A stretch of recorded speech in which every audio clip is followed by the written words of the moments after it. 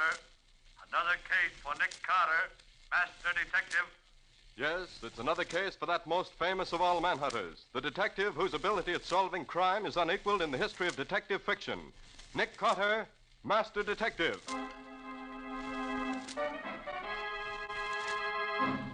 Tonight's curious adventure is... The Echo of Death. Or Nick Carter and the Phantom Clue.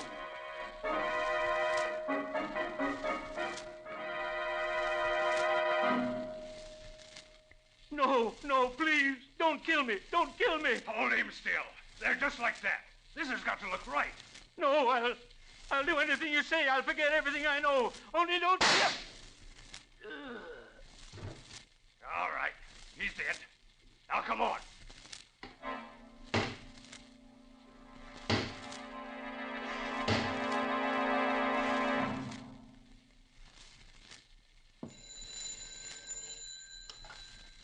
Hello? Yes, this is Nick Carter speaking. A case? What kind of case? A disappearance. Well, that's hardly in my line. Oh, I see. Yes. Yes, I understand. All right, expect us late this afternoon. Did you get that on the extension, Patsy? I should say so. Echo Valley Lodge, private amphibian plane waiting for you at the airport. Come at once, never mind the fee. Who is this Howard Manstead who tosses money around like confetti? A well-known millionaire sportsman, Patsy. But, wouldn't it be more to the point to ask about the man who's disappeared? Oh, you mean James Thurlow, the columnist. Why, he's... Say, who is he, anyway? That's what you get for not reading the financial pages of the paper, Patsy. Well, come along. We've got to find a taxi and get to the airport.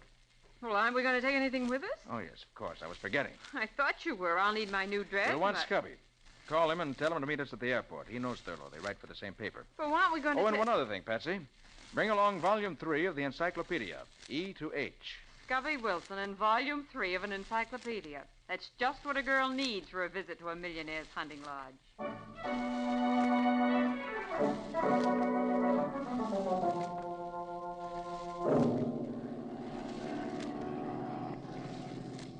Though seldom visited because of its somewhat inaccessible location, Echo Valley is a natural freak of singular interest. I have friends you could say the same thing about, but the encyclopedia doesn't mention them. Quiet, Scubby. Let Patsy finish reading. Echo Valley is of great interest to scientists.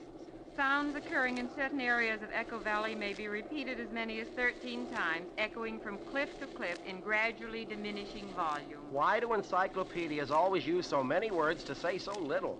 That's what I wonder about newspaper reporters sometimes, too. So we'll change the subject? What else does it say? That's all. Well, that's no help. Thurlow certainly wasn't carried off by an echo. Oh, he's probably just lost in the woods. In any case, I don't see why Manstead insisted on you coming out to look for him, Nick. You're no Indian guide. Patsy, if Thurlow isn't found alive, it may cost the public millions. Millions? Well, he's just a columnist, isn't he?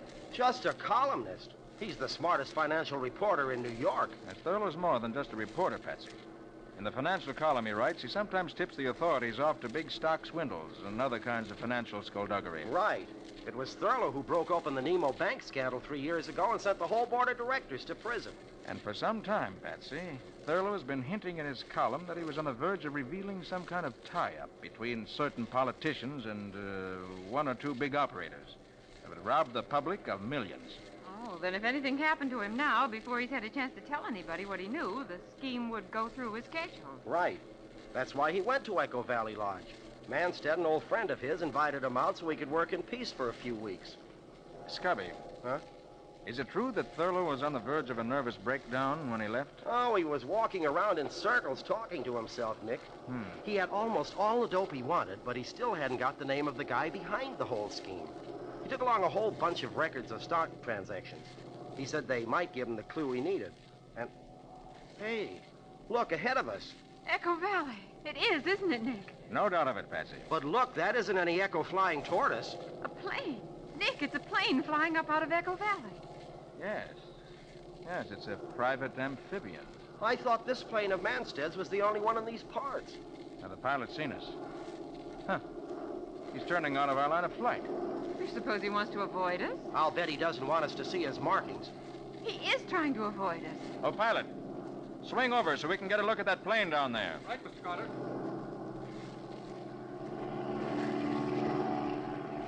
He knows we're trying to get closer to him. Look at him bank to avoid us. He's turned back. He's heading away from us now. Oh, pilot, overtake that plane if you can. Yes, Mr. Carter. Say, isn't that the Manstead hunting lodge down there, right on the edge of the lake? Yes, Cubby, it is. But we're not going to land until we get some idea what that plane's up to. Look, he's diving straight down now. He's going to try to get away underneath us. Oh, he'll never make it. Those private planes aren't built. His wing, it's breaking off. Couldn't take the strain. He's heading straight for the ground if he hasn't got a parachute. Oh, but he has. Look, he's jumping. There, the chute's opening. And there goes his plane into the trees. Well, that was a narrow escape. He didn't have more than 500 feet of altitude. Oh, he's come down on the top of that tall pine. He's caught there. See, his parachute won't come loose. Yes. Well, we'll have to land and rescue him. Besides, I want to know why he was so anxious to avoid having his plane identified. Oh, pilot, Yes, Mr. Carter. land in the lake and taxi up as close as possible to the place that fellow came down. Yes.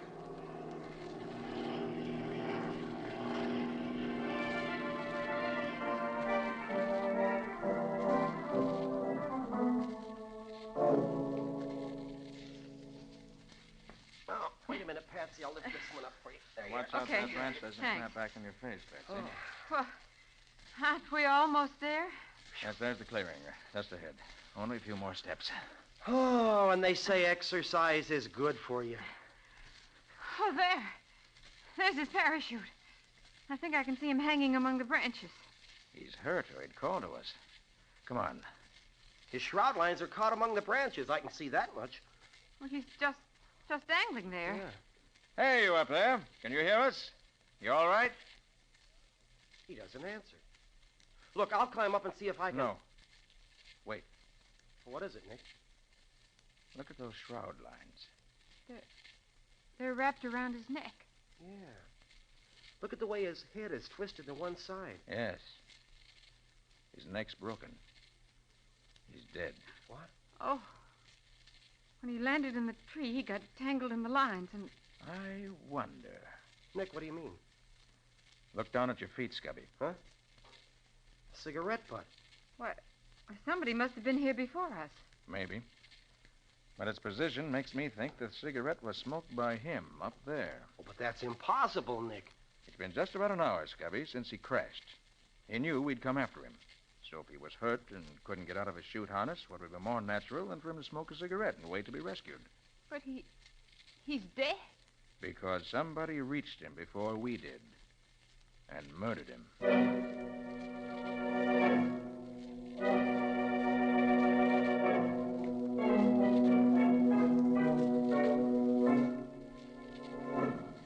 And so that's the story, Mr. Carter. As much as we know, anyway. Thurlow just wandered away yesterday morning and never returned. I see, Mr. Manson. And you don't think this mysterious airplane we met just before we reached here has any connection with Thurlow's vanishing? Well, I don't see how it could. But then, as I said, I haven't the slightest idea where the plane could have come from or who was flying it. Yeah. Now, let's go over the facts again, if you don't mind. Oh, of course not. Thurlow arrived here a week ago. Yes, with his wife. I had them flown in my plane. They had the lodge to themselves with my permanent housekeeper to look after them. And you arrived yesterday. In the middle of the afternoon. But Thurlow wasn't here when you arrived? No, he'd already gone out. He told his wife he was taking his revolver along and would take pot shots at the trees and rocks. So you never actually saw him? That's right. The woodsman I employ to look after the property asked me to come and examine some trees he wanted to cut down. About sundown, I got back to the lodge, and Thurlow still hadn't returned. Mrs. Thurlow was becoming worried. I ordered the floodlights we use for landing the plane at night, but he didn't show up. And then in the morning, you called me. Well, first I phoned the nearest forest ranger station. And after that, Mrs. Thurlow was so agitated, I had promised I'd send for you. Where is Mrs. Thurlow? I'd like to ask her a few questions. Well, she's sleeping now. She was up all night, and this morning the housekeeper gave her a sleeping tablet. Shall we wake her? No, not just now. There's still an hour of daylight left. I'd like to take a look around outside. Perhaps I'll open it. Mr. Manstead, Johnny, what is it? his hat. We found it Thurlow's hat? Where? near the waterfall. Why, that's not far. It's only a mile from here. It's still light. Do you want to come with us and look for him, Mr. Carter? Yes, I think I do.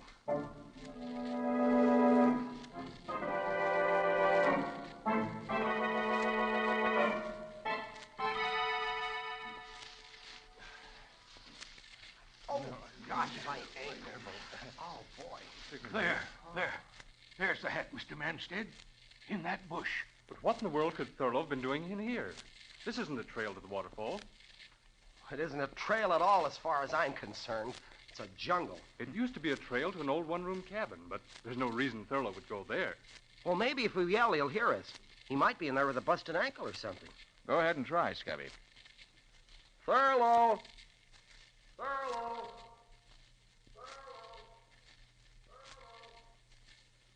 Good gosh, will you listen to that? Well, that's one reason this is called Echo Valley. The cliffs around the waterfall down the trail make a perfect sounding board. Well, if he didn't hear that, he must be dead. If there's a cabin in there, we better take a look at it. Right. I don't see what in the world Thurlow could have come this way for, but maybe he did. Let's find out.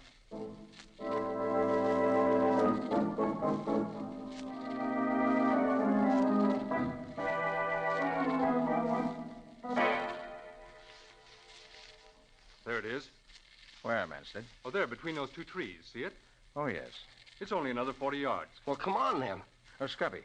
Wait. Well, sure, Nick, what is it? That bare patch of ground there. Those footprints.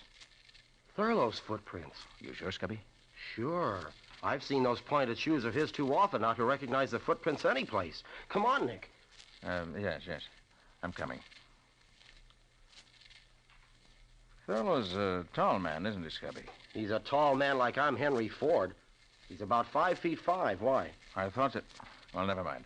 There's the cabin. Gosh, it doesn't look as if it had been opened in years. Well, it hasn't that I know of.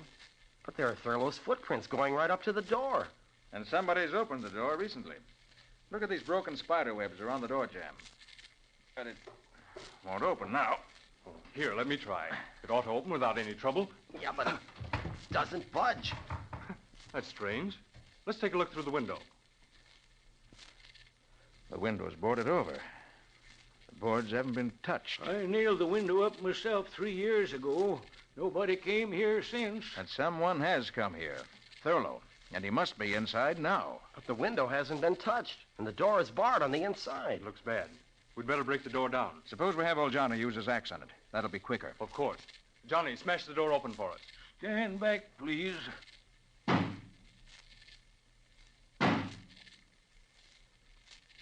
That door was locked to stay locked. Starting to go. That does it. It's open. If you don't mind, I'd like to go in first. Of course. It's dark inside. Here, take my flashlight. Thanks. There he is, Thurlow. He's dead. He came here, bolted himself in, and shot himself with his own revolver. Yes, he's dead, all right. And it does look like suicide, doesn't it?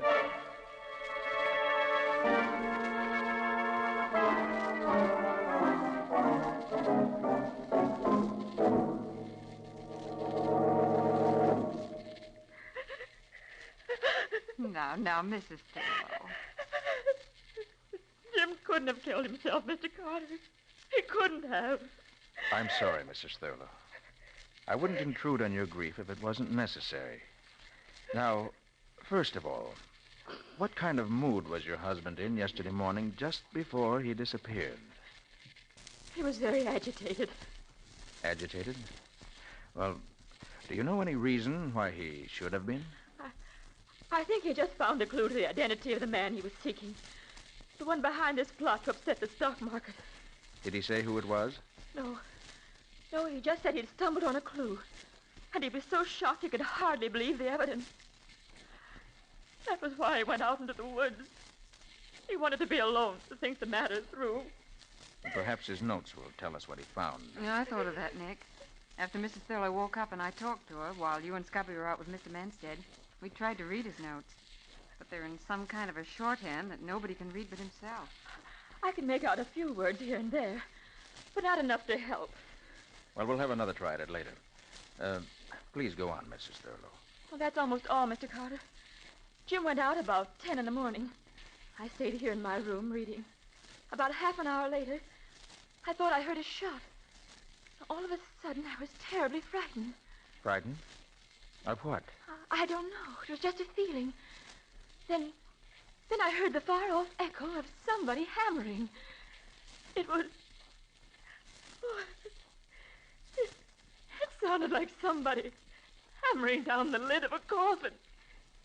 And I'm positive it meant that Jim was dead. It's probably someone chopping down a tree she heard, Nick. Anyway, she went back to her reading and forgot about it. Then around 1, Manstead phoned from the village, this little town about 10 miles from the hills, for Johnny to come for him in the station wagon. Manstead phoned. But didn't he fly in by plane yesterday? Seems not. The plane was in New York getting a new propeller, so he took the night train. Is that so? Anyway, Johnny went to meet him. He got here about 2:30. The rest of the story is just the way he told it to us. Nick Thurlow must have killed himself. There just isn't any other answer. I wonder, Patsy. I wonder.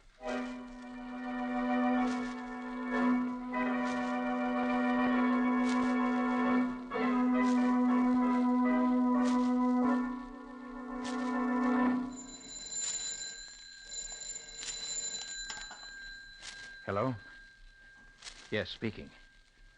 Did you get the dope I wanted? He was? And the plane?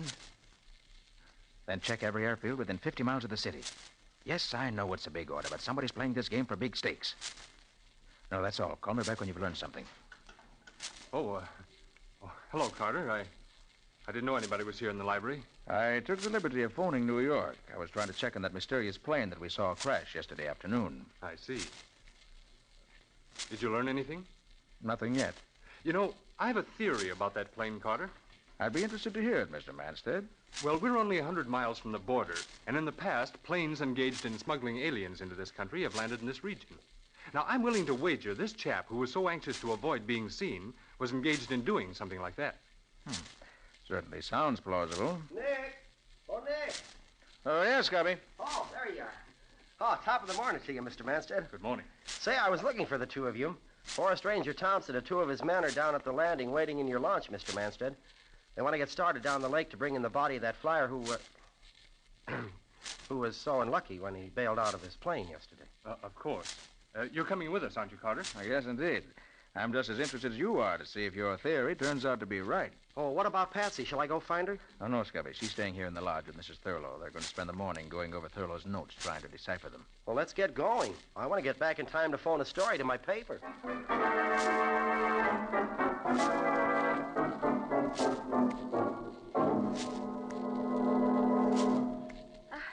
I'm afraid it's no use, Miss. Please, just call me Patsy. It's just impossible to read these notes of Jim's, Patsy. They're not only in his own shorthand, but most of them are in code, too.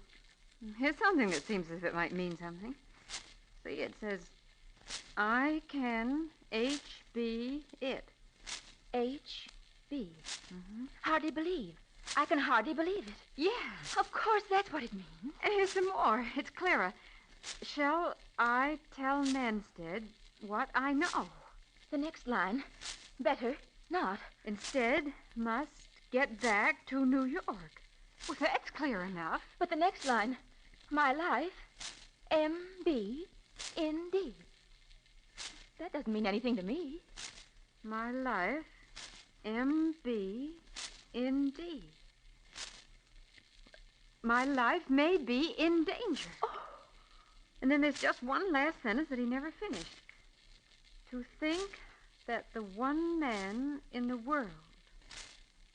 And that's all there is. Oh, if it only finished. To think that the one man in the world. Who do you suppose he could have meant? I can't even make a guess. The one man. Mrs. Thurlow. What, Patsy? Mrs. Thurlow, we're going to go and take a look at that cabin now while all the others are away. I have a theory, and we're going to find some evidence to prove it. It has to be there. It just has to be.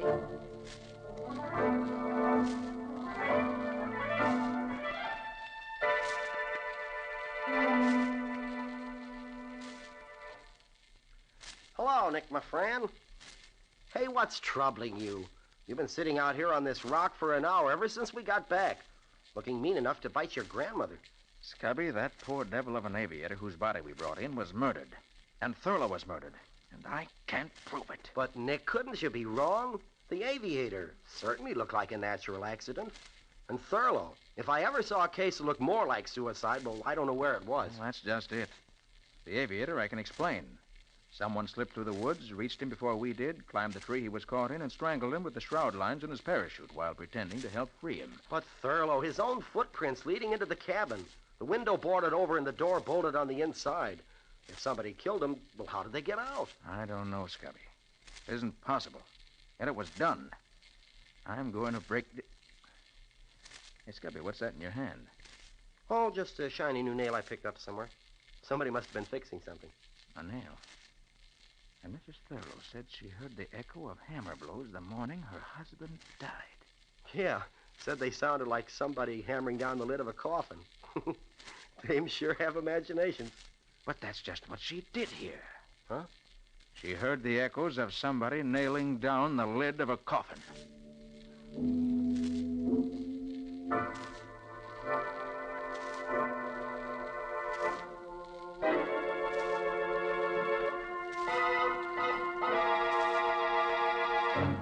But there must be a clue. There must be. But we've been all over the cabin inside and out a dozen times now, Patsy. If there was anything here, we'd have found it. Mrs. Thurlow, somehow your husband was murdered here, and his body left inside this cabin so it would look like suicide. And I'm going to find out how the murderer got out, leaving the door and window bolted, or die. I'm afraid you're much more likely to die, Patsy. Oh, Mr. Manstead. Yes, Mr. Manstead.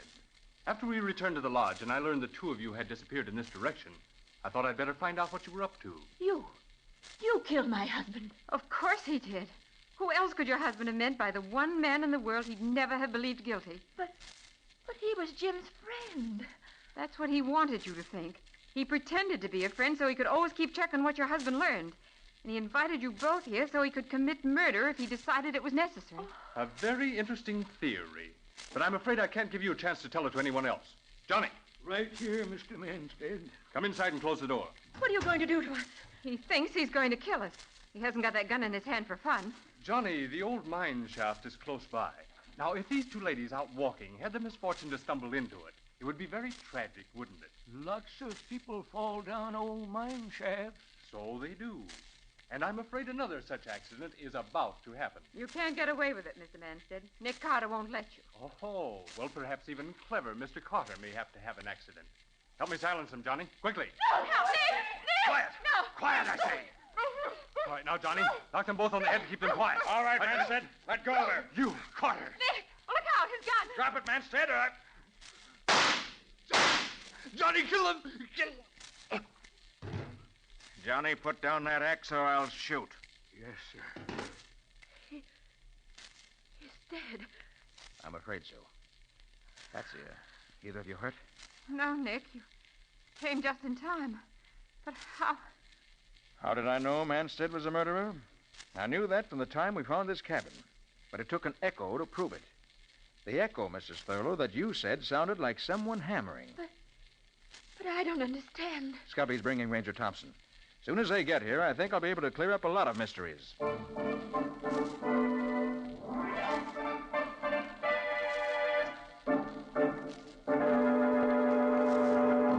So Manstead was behind the plot that Thurlow uncovered. He invited Thurlow here in order to find out what he knew. He discovered Thurlow had evidence which would tell him the truth, and therefore decided to eliminate Thurlow. But, Mr. Carter, Manstead didn't get here until after Thurlow was dead. He came by train. And... Well, Ranger Thompson's right, Nick. He appeared to come by train. Actually, he flew in the night before in a plane whose pilot was used to taking big fees for keeping his mouth shut. That was the plane that we saw crash. Something delayed it from leaving in time to avoid us, and in the pilot's effort to keep away from us, well, we all know what happened. But, Nick, why was the pilot murdered? That was Johnny's work. As soon as Thurlow saw the crash, he sent Johnny by a secret trail through the woods to make sure the pilot didn't live to talk. Otherwise, his murder scheme would have collapsed. Isn't that right, Johnny? Yes, sir. So Manstead flew here the night before he murdered Thurlow. In the morning, when Thurlow left the house, he and Johnny waylaid him. Is that it, Nick? That's it, Patsy. They brought him to the cabin here. Manstead put on his victim's shoes and made a trail of footprints. I see. Then they killed Thurlow, put his shoes back on him, and left him in the locked cabin. A clear case of suicide. But Manstead made a mistake there. His footprints were too far apart. They were the steps of a tall man. When Scubby said Thurlow was a short man, I began to suspect. Well, it certainly does sound plausible, Mr. Carter. But you've still got to convince me Manstead could get out of that cabin and leave the door barred from the inside. Make it good, Nick. Johnny knows the answer. You all remember that Mrs. Thurlow said she heard the echo of hammer blows. You mean she really did hear someone hammering? Exactly. This is a small cabin with a roof lightly nailed in place. Now look up there. What's that flashing in the sun? Looks like nail heads.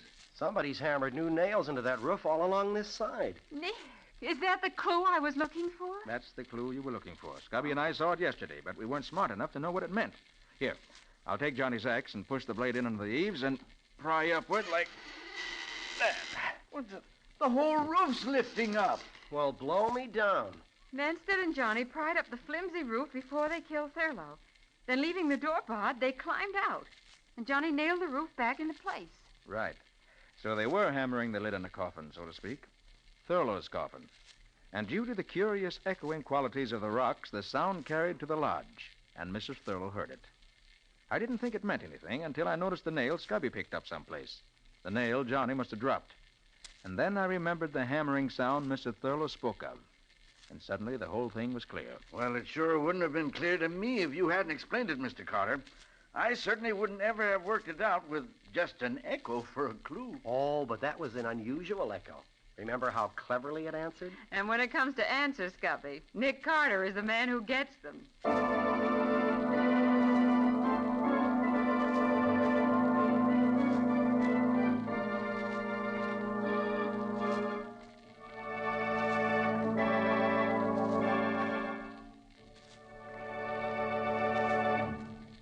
This was another strange experience of Nick Carter called The Echo of Death, or Nick Carter and the Phantom Clue. The curious adventures of Nick Carter, Master Detective, are brought to you every Monday night at 9:30 Eastern Wartime. We'll let Nick himself tell you about next week's story. What'll it be about, Nick? I call it Death Across the Tracks. It began with the murder of a detective. A railroad detective who lived in the station alongside the tracks. He was working on a case, but he had it only partly solved when he was murdered. And I picked it up from there. I'll say you did, Nick. You almost picked up a few bullets into the bargain, the way the victim did. When you called it Death Across the Tracks, you were right in more ways than one. This sounds more and more intriguing. And how'd it wind up, Nick? Well, we'll tell you that next week. But I can say this much. I had a stroke of luck. Nick always calls it luck when he uses foresight. Good night, folks. Yes, good night, folks. And good night, Patsy and Nick. In tonight's strange adventure, Nick Carter was impersonated by Lon Clark. Patsy was impersonated by Helen Choate. Original music was played by Lou White. The entire production was under the direction of Jock McGregor.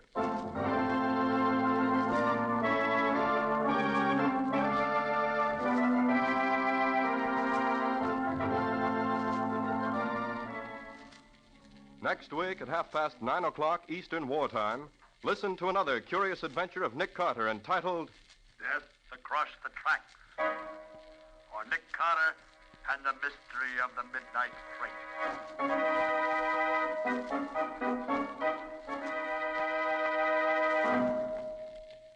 This story is a copyrighted feature of Street and Smith Publications, Incorporated. And here's a special note. Beginning next week, Nick Carter will be heard over most of these same stations on Mondays at 9:30 p.m. Eastern Wartime. The Cisco Kid will be presented on Tuesdays at 9:30 p.m. Eastern Wartime. This is Mutual.